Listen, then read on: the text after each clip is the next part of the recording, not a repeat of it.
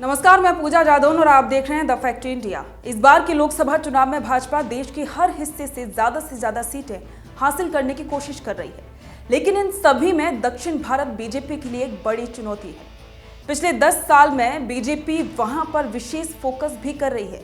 संसद के नए भवन में सेंगोल स्थापना से लेकर राम मंदिर तक से दक्षिण भारत को बीजेपी अपने नैरेटिव के साथ संबोधित करने की कोशिश भी करती रही है।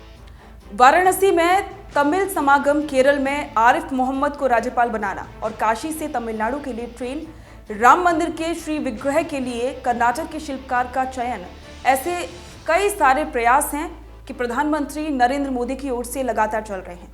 2014 से अब तक प्रधानमंत्री नरेंद्र मोदी दक्षिण के राज्यों के करीब 75 दौरे कर चुके हैं और इन दिनों भी प्रधानमंत्री नरेंद्र मोदी केरल और आंध्र प्रदेश के दौरे पर हैं। अपने कार्यक्रमों के जरिए वहां के लोगों को राम मंदिर प्राण प्रतिष्ठा कार्यक्रम से जोड़ने की कोशिश भी कर रहे हैं और इसके साथ ही चुनावी मुद्दों को भुनाने की भी कोशिश की जा रही है। इन सब के बावजूद भी दक्षिण भारत में बीजेपी का विस्तार उस तरह से नहीं हो पाया है जैसा दूसरे राज्यों में हुआ। तमिलनाडु और केरल बीजेपी को हमेशा ही निराश करते रहे हैं, लेकिन बीजेपी इन दोनों राज्यों पर विशेष फोकस कर रही है। अगर आंकड़ों को देखें तो केरल से सकारात्मक संकेत मिलते नजर आ रहे हैं। तमिलनाडु के संकेत बीजेपी के लिए निराशाजनक हैं। केरल में बीजेपी 2014 में 18 सीटों पर लड़ी थी। तिरुवनंतपुरम की सीट पर बीजेपी को 32.3% वोट मिले थे, जबकि कांग्रेस के शशि थरूर ने 34.1% वोट हासिल किया। बाकी 17 सीटों पर बीजेपी तीसरे नंबर पर रही और कुल 10.5% वोट मिले थे। और साल 2019 में बीजेपी 15 सीटों पर लड़ी। तिरुवनंतपुरम में फिर से वो दूसरे नंबर पर रही, लेकिन वोट प्रतिशत कम होकर 31.3% ही रह गया और कांग्रेस का वोट बढ़कर 41.2% तक पहुंच गया। 4 अन्य सीटों पर भी बीजेपी को 20% से ज्यादा वोट मिले। इस बार इन 4 सीटों के अलावा अल्पुझा से बीजेपी उम्मीद लगा सकती है।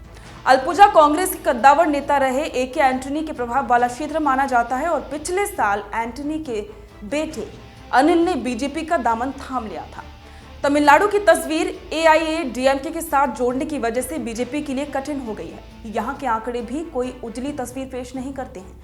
2014 में बीजेपी यहाँ 9 सीटों पर चुनाव लड़ी थी और इनमें से एक कन्याकुमारी की सीट जीती थी और 3 पर दूसरे स्थान पर रही थी।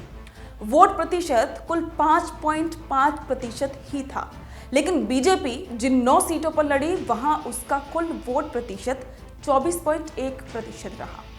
2019 में बीजेपी 5 सीटों पर एआईएडीएमके के साथ मिलकर लड़ी थी और 5 पर दूसरे नंबर पर रही।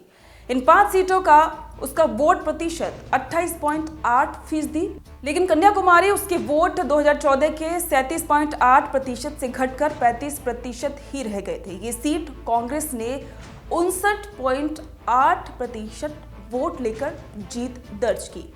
एक अंतर और आया कि 2014 में जहां बीजेपी ने 7 विधानसभा क्षेत्रों में बढ़त की और 21 में दूसरे नंबर पर थी, 2019 में किसी विधानसभा सीट पर बीजेपी की बढ़त कायम नहीं रही। फिर भी बीजेपी की निगाह 3 सीटों यानी कि कन्याकुमारी, कोयंबटूर और रामथानपुरम पर हो सकती है। नेगेटिव कारक हैं कि एआईएडीएमके का साथ छोड़ देना। आंध्र प्रदेश में पिछले चुनाव में बीजेपी का वोट सिर्फ 1% था, जो कि 2014 के मुकाबले 6.2% अंक कम था। 2014 में बीजेपी ने 7.2% वोट के साथ 2 सीटें जीती थी और राज्य में उभर रहे मौजूदा राजनीतिक समीकरणों में बीजेपी के लिए फिलहाल कोई खास फायदा नहीं दिखाई दे रहा है। तेलंगाना में बीजेपी के लिए विधानसभा चुनाव से पहले तक अनुकूल माहौल दिख रहा था, लेकिन अब वहां पर कांग्रेस की सत्ता में आ जाने के बाद तस्वीर काफी बदल चुकी है। 2019 में बीजेपी ने यहां पर 4 सीटें जीती थी और उसका वोट प्रतिशत 19.7 रहा था। पिछले विधानसभा चुनाव में बीजेपी का वोट प्रतिशत 13.90% रह गया था और दूसरी तरफ कांग्रेस का वोट 11% अंक बढ़कर 39.40% हो गया था। ये बीजेपी के लिए एक बड़ी चुनौती है। कर्नाटक में पिछले विधानसभा चुनाव में बीजेपी का प्रदर्शन काफी सही नहीं रहा है। हालांकि 2019 के आम चुनाव में बीजेपी ने यहां 28 में से 25 सीटें जीती थी।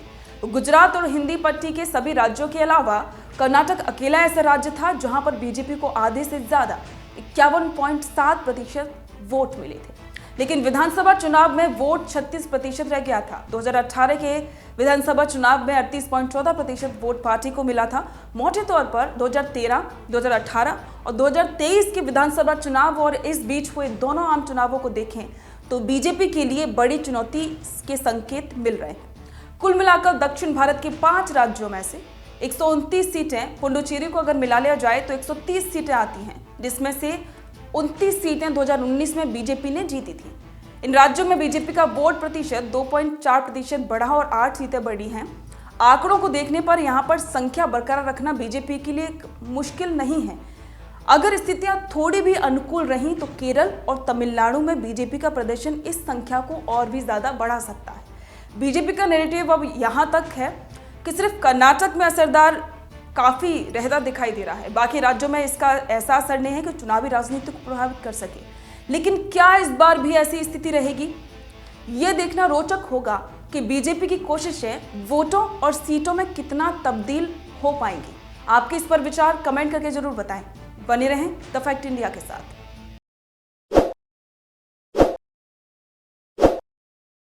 ताज़ा खबरों के लिए विजिट करें द फैक्ट इंडिया की वेबसाइट और डाउनलोड करें द फैक्ट इंडिया ऐप।